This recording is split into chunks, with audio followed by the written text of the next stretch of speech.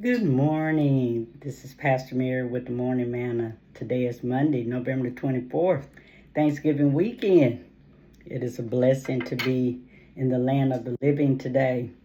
To all of my Facebook, YouTube followers, I say thank you. Want to send special prayers up to those that are in need, to the bereaved family, to those that are in the hospitals, nursing homes, prisons, to those that are just going through on today. Our prayers are with you. The Tamar Project Ministry definitely is an online ministry that reaches out to those that are in need, going through any type of mental illness, sexual abuse, just going through. If you need someone that you need to talk to, our online ministry is there for you. Please feel free to reach out during these times. November, December, January, and February is definitely depression months. And a lot of people will begin to feel like they are hopeless. So if you definitely find yourself in those ruts, please reach out to someone. If you don't want to reach out to just anyone, reach out to someone and just let them know what's going on with you. You are never alone. I know sometimes it feels like that, but you are never alone. I want to talk with you today about dealing with the spiritual fruits. And then definitely dealing with spiritual fruits while you are in a season of silence. I was praying this morning and asking the Holy Spirit what topic should I definitely speak on today. Yesterday, our beautiful Pastor Brittany spoke on fruits of the Spirit, and she definitely enlightened a lot of details as how you are to carry yourself if you claim to display those fruits of the spirits. And I realized in my journey of ministry and my Christian walk, we can say we love one another all day long and still display hatred in our hearts. We can give all day long and still go around and gossip and talk about people. So what I gathered and took from that is if we are going to be claiming to be disciples, and some still use the term Christians, which Jesus never claimed us to be Christians. If you really read in the Bible, we were never called to be Christians. That came after the Puritans came and decided to separate themselves from King Henry. You have to do your research and get an understanding to why a lot of people were labeled as Christians, but Jesus called us disciples. So if we're going to be labeled as disciples, then we really need to get an understanding to the type of fruits that we are supposed to be bearing. And then if we're bearing those fruits, is it actually coming from the tree, which is us? Now, let me rephrase that, because Jesus is the actual tree. We are like the vine and the branches, but that's a whole nother topic. So I'm gonna stick to this. If I am saying that I am love, but I am displaying hatred, what type of fruit am I displaying? What type of fruit am I giving? That is the topic. When it comes down to the type of fruits, and that was out of John 15:5. It says, I am the vine, you are the branches. If a man remains in me and I in him, he will bear much fruit. Apart from me, you can do nothing. If anyone does not remain in me, he is like a branch that is thrown away and withered. Such branches are picked up, thrown into a fire, and burned. If you remain in me and my word remain in you, ask whatever you wish, and it will be given you. This is to my Father's glory, that you bear much fruit, showing yourselves to be my disciples. So with that being said, if you are showing love because you are attached to the Father, then you are definitely going to be giving off love.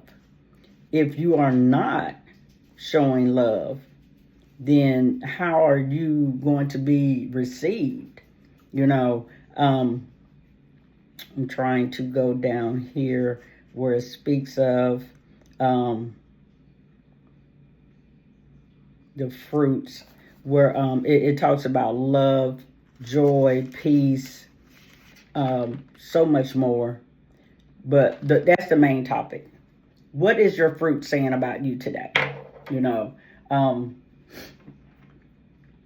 I'm beginning to truly understand in this season, even when God is quiet and you don't hear anything from Him, whether you're in the midst of a storm, getting prepared for a storm, or going through a storm, what is your fruit saying?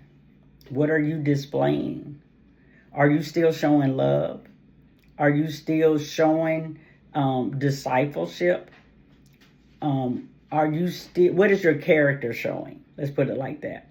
And then we got these holidays coming up. You know, while you're in your seasons of silence, while you're waiting on God to give you the answers to what you are praying for, been praying for, waiting for, whatever the circumstances is, what is your fruit displaying? Are you showing depression? Are you showing you ready to give up, throw in the towel? Are you showing the characteristics that your faith is weltering? You know, what are you showing? What type of fruits are you displaying at this point in time in your season of silence? You know, and the reason I speak on that, because I had to realize sometimes my fruit was showing that it wasn't all the way ripe. It wasn't all the way edible. It wasn't showing that I was a true child of God. I became distorted. I began to wonder, well, God, do you hear me? You know, come on now. Even though when we read and we see how the children were in the wilderness for however many years, what, 40, well, let's just say they stayed in the wilderness for 40 years. And I don't want to be in my storm for 40 years. But if that's what God wanted, who are we to tell God what He can and can't do with us? He created us. He knew us in our mother's womb. He knew what we were going to go through before we did. So who are we to tell God what we're not going to go through? The only thing that we can do is get prepared for the season, especially if we're saying we love Him like we say we do.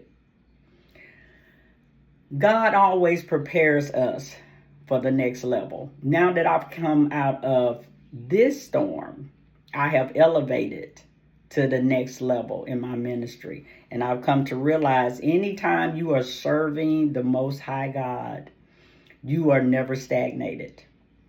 You will always get prepared for something else.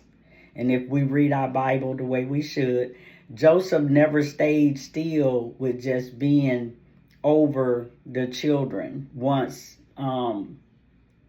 Potiphar husband put him in position to be over the food for his people. You know, once he reunited with his brothers and he got all his people over there and got them situated, even though it doesn't, you have to go and really research. I'm quite sure there were other struggles that he had to endure while being in that position.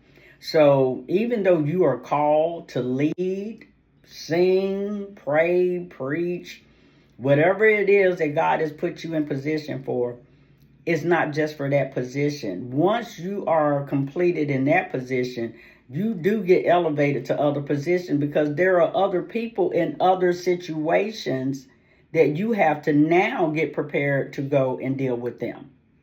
So now being elevated to another level, as our ancestors like to say, with new levels come new devils. Now I'm getting prepared for the elevation of what is to come next. While at church yesterday, and I do apologize. My phone kept ringing while I was in the middle of singing how awesome God is. And automatically my mind went to something drastic has happened, because anytime your phone rings back to back like that, you automatically know it's bad news. And although I know God has brought us out of storms, He has brought us out of situations where death was supposed to have been sitting on the couch, it was made to stay at bay. We are human, and of course my mind went straight there, and I said, but nevertheless, you are God. Give me the strength to endure what is to take place. And I did what I could at that moment, and then I vacated. And when it was said and done, I began to pray as I received the phone call, and then I prayed coming back from the phone call. God is God regardless. Whatever it is, He's still God.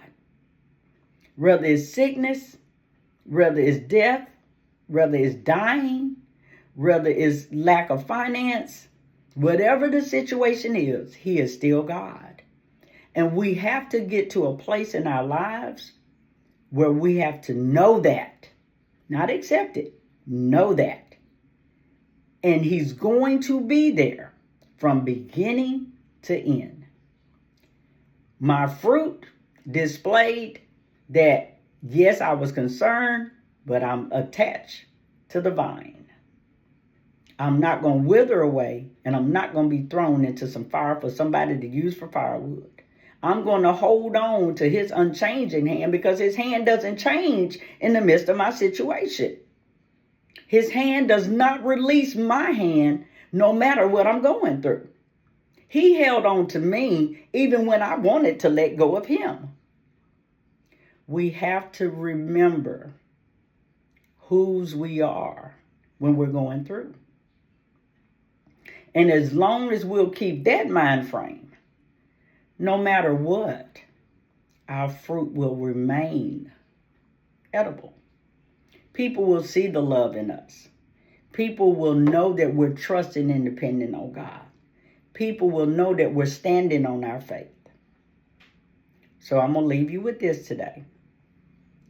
What is your character displaying when you're passing out? Your fruit. And your fruit is your joy, your love, your giving, your peace. What is it displaying?